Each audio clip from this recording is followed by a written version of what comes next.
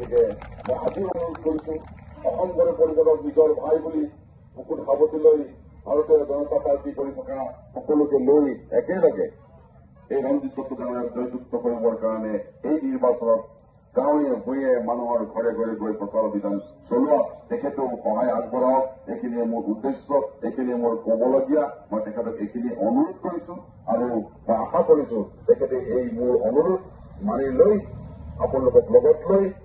মানুহৰ ঘৰে ঘৰে গৈ ৰঞ্জিত দত্ত ডাঙৰীয়াক জয়যুক্ত কৰিবলৈ সক্ষম হ'ব এইখিনি আশা কৰি মই চমু বক্তব্য আপোনালোকৰ ওচৰত মই সামৰণি মাতিছো আৰু আপোনালোকে বহুত দূৰলৈ যাব লাগিব গতিকে ভালকে যাব কৰবাত মাৰপিট যাতে নহয় এই মাৰপিট খাবলৈ সক্ষমে সাৱধানে থাকিব আৰু যদি মাৰে তাৰমানে আপুনিও মাৰিব লাগিব তাৰপিছত উপায় নাই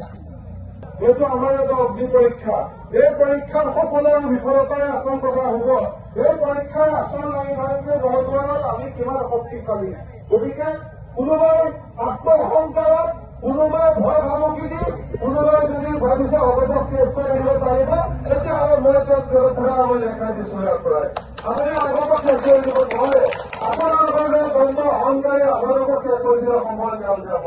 ইন্দিৰা গান্ধীৰ ব্যক্তিও সময় কাল হত্যা কৰিছে দ্বন্দ্ব অহংকাৰৰ কাৰণে গতিকে এনেকে দ্বন্দ্ব অহংকাৰ কৰি থাকিলে আপুনি কিন্তু বেছি দিনলৈকে নচলিব গতিকে আপোনাক মই আশা কৰি দিছো আপোনালোকে তাতে চাগে আছে শুনি আছে মোৰ আপুনি ৰেকৰ্ড কৰি পঠিয়াই দিব গতিকে আপোনাৰ দৰে পাৰ্টি মানুহক মই ইমান গুৰুত্ব দিলো গতিকে পাৰ্টিগিৰি যদি কৰিব লাগে পাৰিবাৰিক ময়ো দেখা দিব পাৰিম মানুহক কেনেকে গাড়ী বা নম্বৰ যায় আমি দেখা দিব পাৰিম 4 তাৰিখলৈকে হিমন্ত বিশ্ব শৰ্মাৰ মুখত